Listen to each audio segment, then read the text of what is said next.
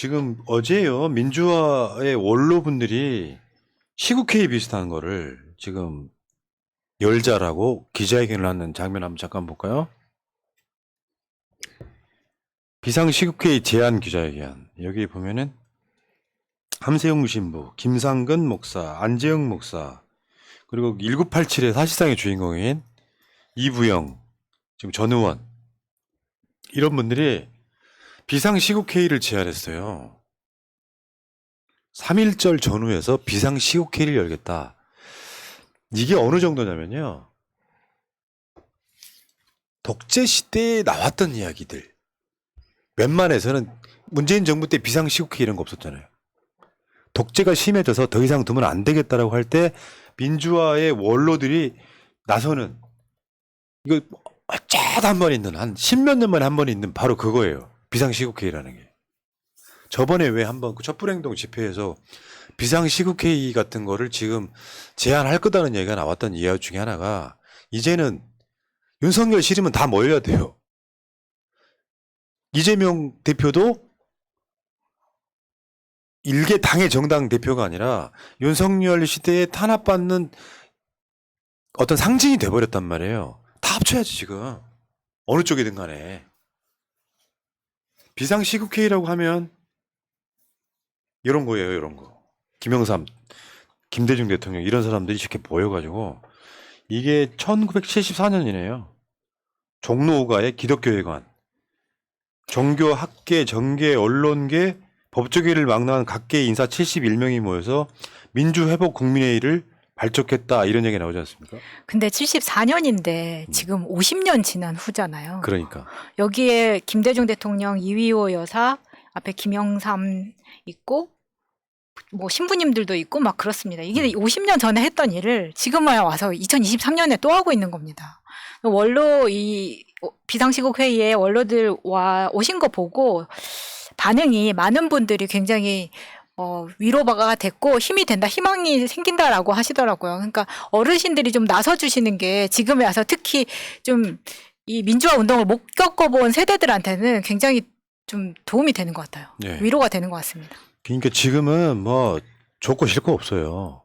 윤석열을 싫은 사람 다 모여. 윤석열 못한다고 생각한 사람 다 모여. 그건 두 가지 효과가 있어요. 그 힘이 세지면 윤석열을 끌어내릴 수도 있지만, 그 힘이 그렇게 세지지 않더라도 윤석열의 폭정을 멈추는 정도의 용도는 쓸 거고요. 요게 이제 이를테면 윤석열 못한다고 생각하고 나라 망한다고 생각하는 사람들이 다 힘을 모아야 되는 연대의 시기가 됐다. 그 상징이다, 이렇게 보면 될 것 같고요. 솔직히 말씀드려서 윤석열이 할 줄 아는 게 뭐 있어요? 왜 민주노총 뭐 했어요? 압색. 윤석열이 할 줄 아는 건 그거밖에 없어요.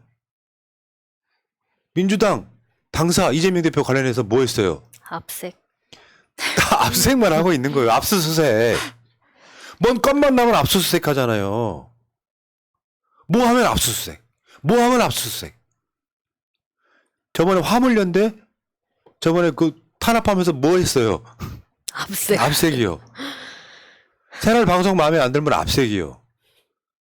뭐 덧탐사도 그렇지만 그 하면 가서 압색이요. 압색밖에 없어 지금.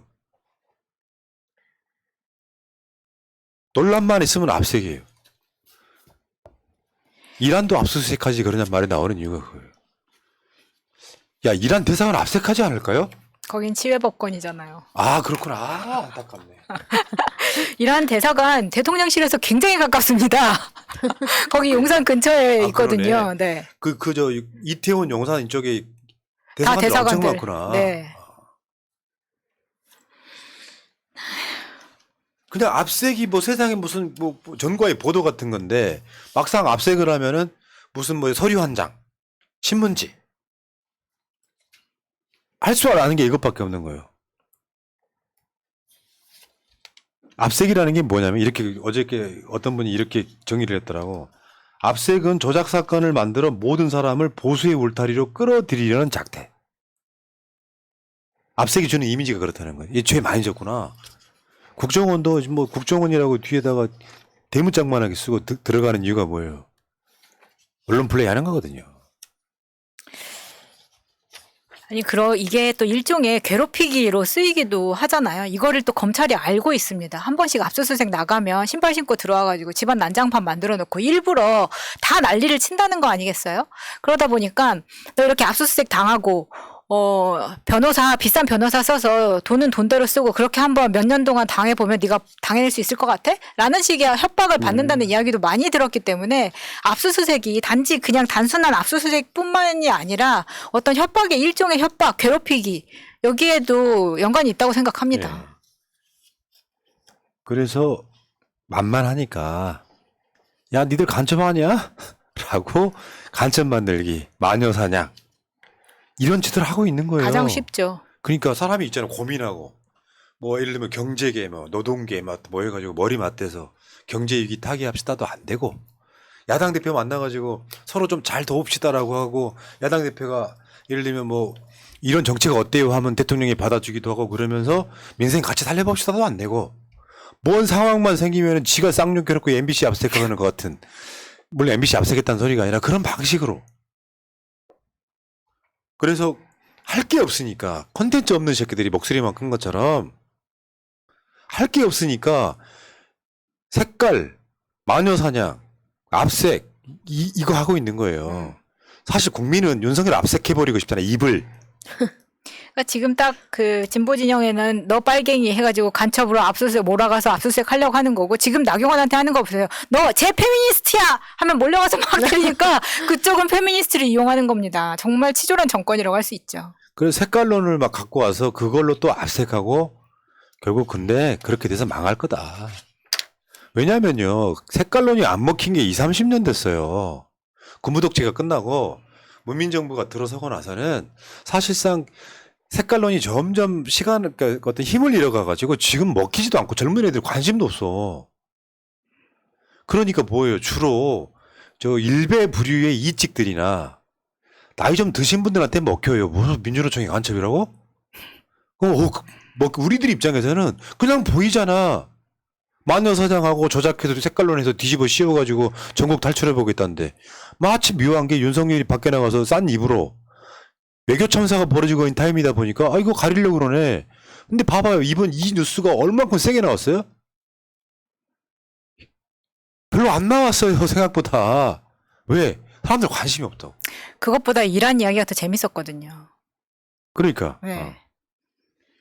자, 어쨌건 압색밖에 모르는 자의 최후는 제가 예언해 드릴까요?